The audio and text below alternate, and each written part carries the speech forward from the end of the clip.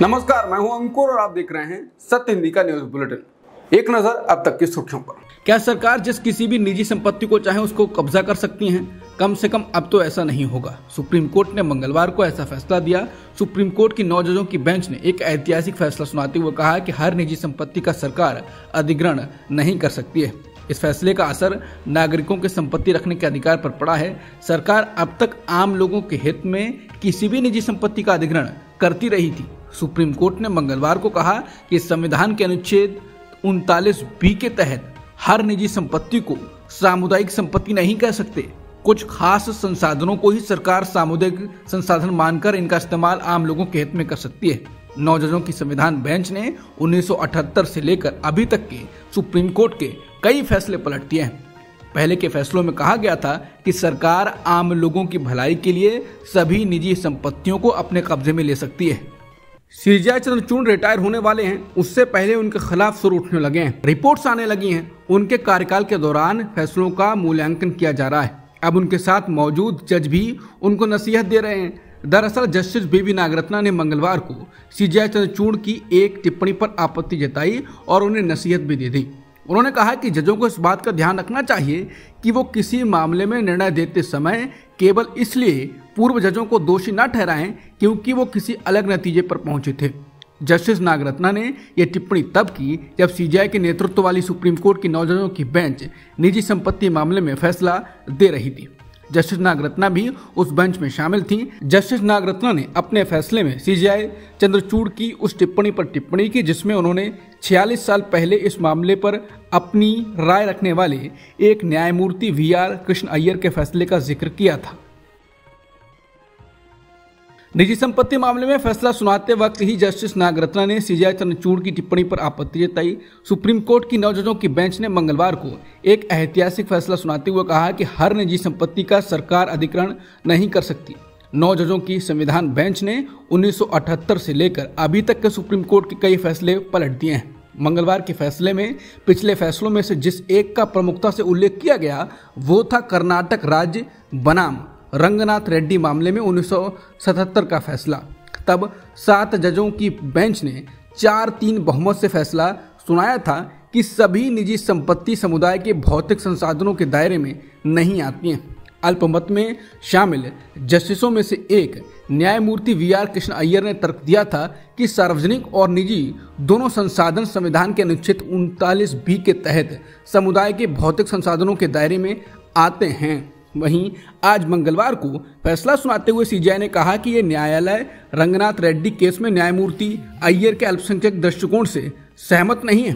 हमारा मानना है कि किसी व्यक्ति की निजी संपत्ति वाले हर संसाधन को समुदाय का भौतिक संसाधन नहीं माना जा सकता है क्योंकि वो भौतिक जरूरतों की योग्यता को पूरा करता है। सीजेआई ने यह भी बताया कि जस्टिस अय्यर ने अपने फैसले में कार्ल मार्क्स का उल्लेख किया है। सीजेआई ने कई त्रुटियां निकाली। फिर जस्टिस नागरत्ना ने जस्टिस अय्यर के फैसले पर सीजेआई की कुछ टिप्पणियों पर सवाल उठाया और कहा वो अनुचित हैं। उन्होंने कहा कि सुप्रीम कोर्ट द्वारा की गई ऐसी टिप्पणियां पहले के फैसले और उनके लिखने वालों पर ये अस्पष्टता पैदा करती हैं कि वो भारत के संविधान के प्रति सम्मान नहीं करते होंगे और इस तरह ये संकेत देते हैं कि वो सुप्रीम कोर्ट के जज के रूप में अपने पद की शपथ के प्रति सच्चे नहीं रहे होंगे। सीजेआई चंद्रचूड़ की अध्यक्षता वाली बेंच में जस्टिस नागरत्ना के अलावा एक और जज ने सीजेआई की टिप्पणी को कठोर टिप्पणी बताया। जस्टिस सुधांशु धूलिया ने भी सीजेआई की टिप्पणी को कठोर और टाला जा सकता था बताया। उन्होंने कहा कि कृष्णा अय्यर सिद्धांत या चिन्नप्पा रेड्डी सिद्धांत से वो सभी परिचित हैं जिनका कानून से कोई लेना देना है। उन्होंने कहा कि ये निष्पक्षता और समानता के मजबूत मानवतावादी सिद्धांतों पर आधारित हैं। ये एक सिद्धांत है जिसने अंधेरे समय में हमारा मार्ग रोशन किया है। जस्टिस धूलिया ने कहा कि जस्टिस अय्यर जैसे जज न केवल अपनी बुद्धि के लिए जाने जाते हैं बल्कि इससे भी महत्वपूर्ण बात यह है कि लोगों के प्रति उनकी सहानुभूति के लिए वो जाने जाते हैं क्योंकि मनुष्य उनके जुडिशियल फिलॉसफी का केंद्र में थे। जस्टिस धूलिया ने जस्टिस कृष्ण अय्यर के शब्द याद दिलाए कि अदालतों का भी एक निर्वाचन क्षेत्र है, राष्ट्र और एक घोषणा पत्र है, संविधान।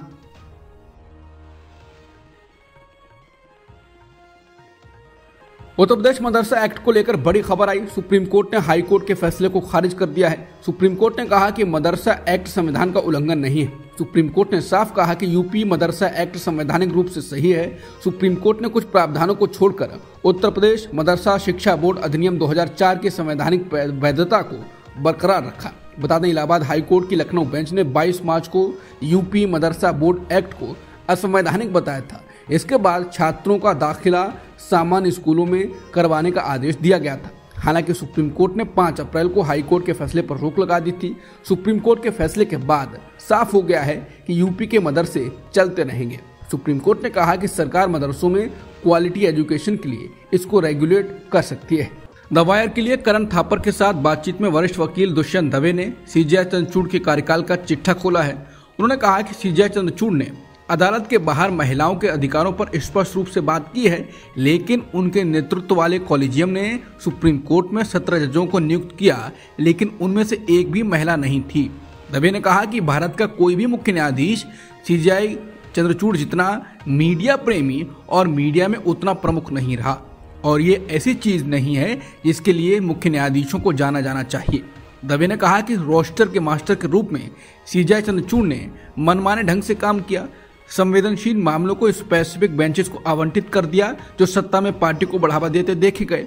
उन्होंने जस्टिस संजय कृष्ण कौल की अध्यक्षता वाली बेंच द्वारा सुनवाई किए जा रहे एक मामले को वापस ले लिया जो कॉलेजियम की सिफारिशों को लागू नहीं करने के लिए सरकार की खिंचाई कर रहा था। इससे सरकार को राहत मिली।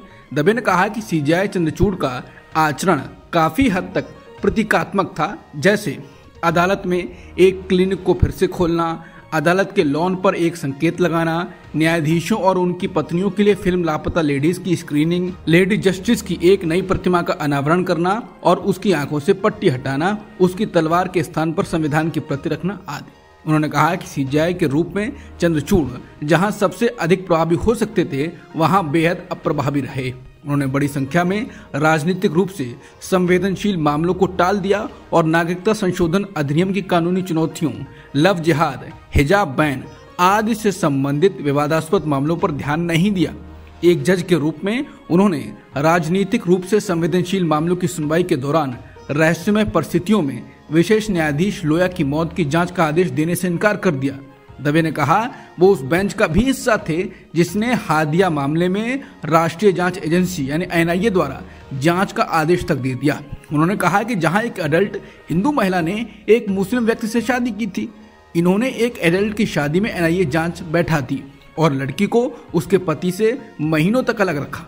महिला अंततः सुप्रीम कोर्ट के सामने पेश हुई और कहा कि उसने अपनी मर्जी से शादी की है। ये सुप्रीम कोर्ट के चेहरे पर मूर्खता की छाप थी और फिर इनको जांच बंद करनी पड़ी। अगर एक हिंदू लड़की मुस्लिम से शादी कर ले तो सुप्रीम कोर्ट एनआईए जांच नहीं शुरू करता है। उन्होंने साफ कहा कि उनको संविधान की तरफ झुकाव रखना चाहिए था, सत्ताधारी लोगों की तरफ नहीं। दवे ने सीजेआई चंद्रचूड़ द्वारा किए गए फैसलों पर सवाल उठाए, जिसमें अनुच्छेद 370 को निरस्त करने की संवैधानिकता, चुनावी बॉन्ड के बदले में जांच के लिए एसआईटी गठित करने से इनकार, अयोध्या फैसला और जय शाह को बीसीसीआई सचिव बनने में सक्षम बनाने के लिए 3 न्यायाधीशों की पीठ द्वारा फैसले में बदलाव शामिल। वरिष्ठ वकील दुष्यंत दवे ने सीजेआई चंद्रचूड़ की उस चिंता पर जवाब दिया कि इतिहास उन्हें कैसे याद रखेगा, उनकी क्या लेगेसी होगी। दवे ने करण थापर को दिए इंटरव्यू में कहा कि सीजेआई चंद्रचूड़ की विरासत को भूल जाना बेहतर है। हमें भूल जाना चाहिए कि उनके कार्यकाल में सीजेआई के दफ्तर में क्या क्या हुआ, और ये मैं जिम्मेदारी के साथ कह रहा हूँ। जिसके बाद लोग उस पर टिप्पणी कर रहे हैं, वो कह रहे हैं कि भक्तों के अलावा कोई भी उनके विचार से असहमत नहीं होगा। सीजेआई जिस प्रकार से अपने फैसलों पर जो कारण और तर्क दे रहे हैं और गणेश चतुर्थी पर मोदी को अपने घर पर बुलाने पर जो सफाई दे रहे हैं, वो गिल्टी माइंड की शब्दावली है। सीजेआई चंद्रचूड़ इस सप्ताह रिटायर हो रहे हैं और उनकी जगह सुप्रीम कोर्ट के वरिष्ठतम जज जस्टिस संजीव खन्ना अगले हफ्ते से कार्यभार संभालेंगे।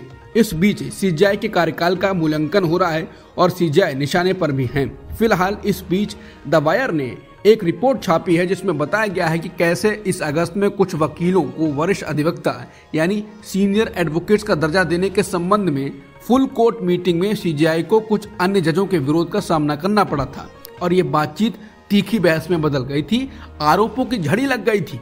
जो न्यायालय में सीजेआई और उनके साथी वरिष्ठ जजों के बीच बेहद असामान्य घटना है। द वायर की रिपोर्ट में कहा गया है कि सूत्रों के मुताबिक 14 अगस्त को ही इस बैठक में एक वकील को वरिष्ठ अधिवक्ता बनाए जाने की संभावना पर चर्चा हो रही थी, जब 2 जजों ने इसका विरोध किया। उनका कहना था कि उक्त वकील ने जिरह के दौरान छोटे बयान देकर अदालत को गुमराह करने की कोशिश की थी। सीजेआई ने न्यायाधीशों को स्पष्टीकरण देते हुए मनाने का प्रयास किया, लेकिन बात नहीं बनी। सूत्रों ने द वायर को बताया कि जल्द ही ये बातचीत विवाद में बदल गई और उस स्तर तक पहुंच गई जहां सीजेआई ने एक जज से ये तक कह दिया कि वो ध्यान रखें कि वो देश के प्रधान न्यायाधीश से बात कर रहे हैं। बैठक में मौजूद एक जज ने द वायर को बताया कि मैं कई फुल कोर्ट मीटिंग में शामिल रहा हूं, जहां कई दफा मतभेद या अलग अलग राय सामने आती है, लेकिन ये पहली बार था जब मैंने किसी सीजेआई को इस तरह अपने पद की धौंस जमाते हुए देखा। वो शायद ये भूल गए कि वो पद में वरिष्ठ हैं, पर हमारे बॉस नहीं है। हम में से कई लोगों को लगता है कि उन्हें ऐसा नहीं करना चाहिए था। वो स्कूल के बच्चों से बात नहीं कर रहे थे। फिलहाल तमाम विरोधों के बावजूद सीजेआई ने इस वकील को वरिष्ठ अधिवक्ता के बतौर नामित करने का फैसला किया। एक अन्य जज का कहना है कि सीजेआई इस स्थिति को बेहतर तरीके से संभाल सकते थे। किसी अन्य जज को अपने सीजेआई होने की धौंस दिखाना सही बात नहीं है। हम में से कई लोगों को हैरानी हुई कि वो क्यों इस विशिष्ट वकील के लिए लालायित थे। सीजेआई बहुत आसानी से इस फैसले को बाद के दिन के लिए टाल सकते थे। भारत के मौजूदा चीफ जस्टिस दीवा चंद्रचूड़ ने कहा कि न्यायपालिका की स्वतंत्रता का मतलब ये नहीं है कि हमेशा सरकार के खिलाफ फैसला दिया जाए।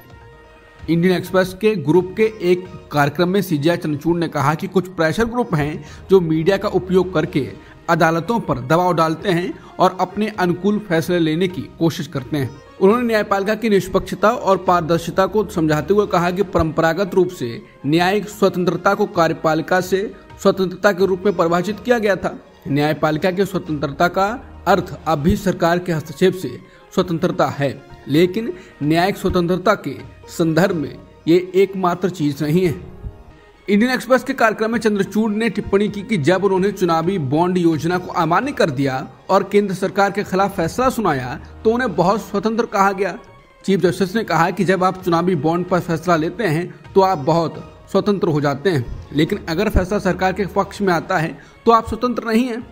लेकिन ये मेरी स्वतंत्रता की परिभाषा नहीं है। वहीं कई मामलों में अदालतों द्वारा जमानत न दिए जाने के मुद्दे पर सीजेआई ने कहा कि सीजेआई के रूप में उनके लिए ये गंभीर चिंता का विषय रहा, क्योंकि मैंने यही कहा था कि जमानत अपवाद के बजाय नियम है। वो संदेश ट्रायल कोर्ट तक नहीं पहुंचा है। वो जमानत देने में अभी भी आनाकानी कर रहे हैं। सीजेआई ने कहा कि मैंने हमेशा कहा है कि मैंने ए से जेड तक, अर्नब से लेकर जुबैर तक को जमानत दी है।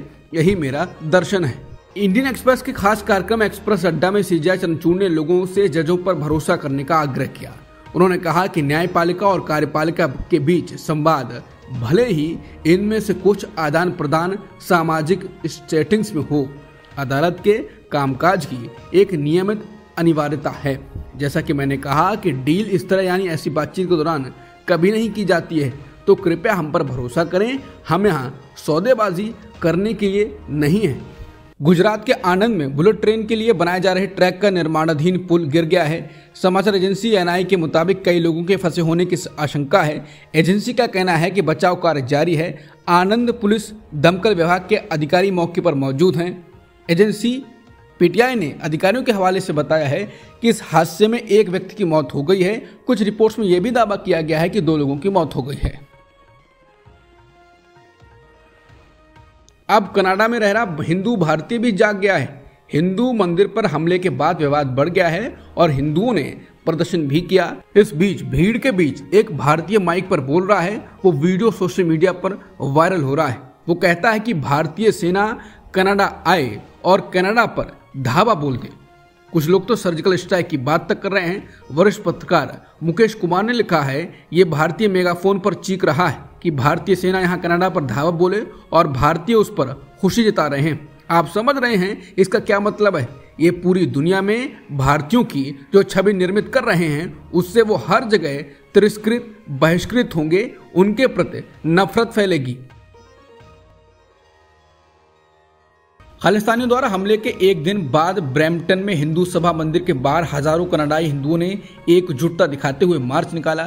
उधर उत्तरी अमेरिका में भी हिंदुओं के संगठन ने भी एकजुटता मार्च निकाला। हिंदू ग्रुप ने एक्स पर लिखा कि हिंदू मंदिरों पर बढ़ते बेशर्म हमलों के विरोध में 1000 से अधिक कनाडाई हिंदू ब्रैम्पटन में एकत्र हुए। दिवाली के दौरान कई कनाडाई हिंदू मंदिरों पर हमला हुआ। हम कनाडा से इस हिंदू फोबिया को रोकने के लिए अनुरोध करते हैं। भारत के विदेश मंत्री एस जयशंकर ने कनाडा के हिंदू सभा मंदिर में हुई घटना को बहुत चिंताजनक बताया। ऑस्ट्रेलिया के आधिकारिक दौरे पर गए एस जयशंकर से पूछा गया कि क्या इस तरह की घटना से भारत और कनाडा के बीच राजनयिक तनाव बढ़ सकता है। एस जयशंकर ने कहा कि कनाडा में हिंदू मंदिर पर जो कुछ हुआ वो जाहिर तौर पर काफी चिंताजनक है। हम ये भी उम्मीद करते हैं कि इस हिंसा में जो भी शामिल है उन्हें गिरफ्तार किया जाए। हमें कनाडा में रह रहे भारतीय नागरिकों के बचाव और सुरक्षा की बहुत चिंता है। बता दें, इस मामले पर भारत के प्रधानमंत्री ने भी सोशल मीडिया साइट एक्स पर एक पोस्ट के जरिए घटना की आलोचना की थी। उत्तर प्रदेश के मुख्यमंत्री योगी आदित्यनाथ ने झारखंड में हेमंत सोरेन सरकार पर जमकर निशाना साधा। सीएम योगी ने एक बार फिर बटेंगे तो कटेंगे के नारे को दोहराया। उन्होंने कहा कि बटिए मत, अपनी ताकत का एहसास कराएंगे तो यही जो पत्थरबाज हैं आपके लिए झाड़ू लगाकर रास्ता साफ करते हुए दिखाई देंगे। सीएम योगी ने बीजेपी लाओ और एक रहो और नेक रहो का नारा भी दिया। सीएम योगी ने कहा कि देश का इतिहास इसका गवाह है, जब भी हम जाति, क्षेत्र या भाषा के नाम पर बांटा गया है, हमें बेरहमी से काटा भी गया है। हम ये दोहराते हैं, जाति के नाम पर मत बंटो। जो लोग हमें बांट रहे हैं वो देश के साथ गद्दारी कर रहे हैं। उनके लिए देश उनके एजेंडे का हिस्सा नहीं है। वो सब कुछ करेंगे जो भारत के खिलाफ है। ये बांटने का समय नहीं है। झारखंड चुनाव में कुछ ही दिन बचे हैं। ऐसे में सभी राजनीतिक पार्टियां लोगों को लुभाने में जुटी हैं। इसी क्रम में बीजेपी के बाद अब इंडिया ब्लॉक ने भी अपनी चुनावी गारंटी की घोषणा कर दी है। कांग्रेस अध्यक्ष मल्लिकार्जुन खड़गे और राज्य के मुख्यमंत्री और जेएमएम अध्यक्ष हेमंत सोरेन समेत इंडिया ब्लॉक के नेताओं ने अपना घोषणा पत्र जारी किया, जिसमें 7 गारंटियां दी गई हैं। इनमें महिलाओं को 2500 रुपए, गरीब परिवारों के लिए 450 रुपए में गैस सिलेंडर और 7 किलो राशन आदि शामिल हैं। 10 लाख युवक युवतियों को नौकरी एवं रोजगार उपलब्ध कराने का वादा भी किया गया है। साथ ही 15 लाख तक पारिवारिक स्वास्थ्य बीमा देने का वादा इस गारंटी के अंतर्गत किया गया है। उत्तर प्रदेश में योगी सरकार ने पुलिस महानिदेशक यानी डीजीपी की नियुक्ति को लेकर कैबिनेट में एक प्रस्ताव पास किया। इसके बाद अब डीजीपी के चयन के लिए यूपीएससी यानी संघ लोक सेवा आयोग को नाम भेजने की जरूरत नहीं होगी। राज्य खुद ही नाम तय कर सकेगा। बता दें कि उत्तर प्रदेश में डीजीपी की तैनाती लंबे समय से केंद्र और उत्तर प्रदेश सरकार के बीच विवाद का विषय बनती रही। 1 जुलाई 2021 को डीओपीटी की संस्तुति के बाद 1987 बैच के आईपीएस मुकुल गोयल को डीजीपी बनाया गया था, लेकिन 10 महीने बाद ही 11 मई 2022 को मुकुल गोयल को उत्तर प्रदेश सरकार ने पद से हटा दिया और डीजीपी से डीजी डिफेंस बना दिया। इस संबंध में जब संघ लोक सेवा आयोग ने उत्तर प्रदेश सरकार से वजह पूछी तो यूपी सरकार ने जवाब दिया कि मुकुल गोयल डीजीपी बनने के लायक नहीं थे। वरिष्ठता के साथ साथ क्षमता भी होनी चाहिए। महापर्व कहे जाने वाला छठ की आज नहाए खाए के साथ शुरुआत होगी। छठ पूजा में स्वच्छता का पूरा ख्याल रखा जाता है। ऐसे में केंद्रीय मंत्री गिरिराज सिंह ने स्वच्छता को लेकर लोगों से अपील की। समाचार एजेंसी एनआई से बात करते हुए उन्होंने कहा कि इसकी पवित्रता को लेकर हमने बेगूसराय के बरौनी में हिंदू समाज के लिए छठ बाजार लगाने की व्यवस्था कई लोग सालों से की है। छठ अनुशासन का पर्व है और ऐसे में दूसरे धर्म के लोगों पर भरोसा नहीं किया जा सकता। कोई थूक फेंक दे या मिलावट कर दे। वो आगे कहते हैं कि इसलिए मैं अपील करता हूं कि जो छठ पर्व को मनाते हैं, जो सनातन के छठ पर्व का सम्मान करते हैं, ऐसे ही लोगों के हाथ से छठ का सामान खरीदना चाहिए। एक्टर सलमान खान को फिर से जान से मारने की धमकी मिली है। हर बार की तरह इस बार भी ये धमकी लॉरेंस बिश्नोई के नाम से मिली। समाचार एजेंसी पीटीआई के मुताबिक मुंबई ट्रैफिक पुलिस को लॉरेंस बिश्नोई के नाम से एक धमकी भरा संदेश मिला। धमकी देने वाले ने दावा किया है कि वो लॉरेंस बिश्नोई का भाई है। धमकी भरे संदेश में सलमान खान से 5 करोड़ रुपए की मांग की गई है। इस मामले पर मुंबई पुलिस का कहना है कि अभिनेता सलमान खान को मिली धमकी के बाद वर्ली पुलिस थाने में मामले पर कार्रवाई की जा रही है। जिस नंबर से यह मैसेज आया है उसका पता लगाया जा रहा है। जम्मू कश्मीर के बांदीपोरा में सुरक्षा बलों और आतंकियों के बीच मुठभेड़ हुई। भारतीय सेना की चिनार कॉर्प्स के मुताबिक खुफिया जानकारी के मुताबिक कैटसन के जंगलों में आतंकियों की मौजूदगी का इनपुट मिला था। भारतीय सेना, जम्मू कश्मीर पुलिस और श्रीनगर सेक्टर सीआरपीएफ ने आतंकियों के खिलाफ एक संयुक्त अभियान शुरू कर दिया था। अभियान अभी भी चल रहा है। ऐसे समय में जब अमेरिका के अधिकतर मीडिया संगठनों ने किसी उम्मीदवार को एंडोर्स यानी समर्थन करने की वर्षों पुरानी अपनी परंपरा को तोड़ दिया है, वहीं न्यूयॉर्क टाइम्स सीना तान कर खड़ा है। न्यूयॉर्क टाइम्स के संपादकीय बोर्ड ने वोटिंग से ऐन पहले ट्रंप के लिए जो शब्द लिखे हैं वो किसी भी अमेरिकी की आंखें खोलने वाले हैं। न्यूयॉर्क टाइम्स के संपादकीय बोर्ड ने सिर्फ 112 शब्दों में ट्रंप की बखिया उधेड़ दी है। इसने ट्रंप को झूठा बताया, गरीबों व मध्यम वर्ग को तबाह करने वाला करार दिया, लोकतंत्र के लिए खतरनाक बताया और तानाशाही को बढ़ावा देने वाला बताया।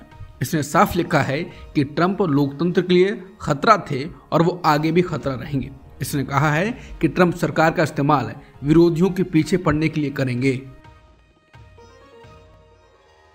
अमेरिका में राष्ट्रपति चुनाव के लिए मतदान शुरू हो गया है। अमेरिकी राष्ट्रपति चुनाव के लिए पहला वोट न्यू हैम्पशायर में डाला गया। उपराष्ट्रपति कमला हैरिस और पूर्व राष्ट्रपति ट्रंप हर प्रत्याशी को जीत के लिए कम से कम 270 इलेक्टोरल वोट चाहिए। एरिजोना, जॉर्जिया, मिशिगन, नेवादा, उत्तरी कैरोलिना, पेंसिल्वेनिया और विस्कॉन्सिन जैसे स्विंग स्टेट इस जीत में महत्वपूर्ण भूमिका निभाने वाले हैं। अब तक की सुर्खियों में इतना ही। बाकी खबरों के लिए बने रहिए सत्यहिंदी.com के साथ।